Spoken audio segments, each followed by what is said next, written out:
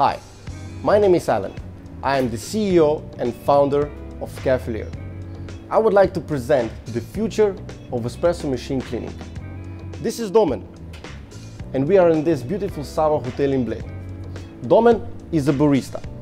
He will be cleaning one group head the way that all of you clean it, with the brush, the old way. And I will be cleaning with the future, with CAFELIER. Let's see how it compares. You simply attach it like an ordinary coffee handle and press two buttons. CAFELIER is now doing all the things that Domen is doing, but it's fully automated, like the future. Yeah, that happened to me too, before CAFELIER. We will leave Domen now to his work.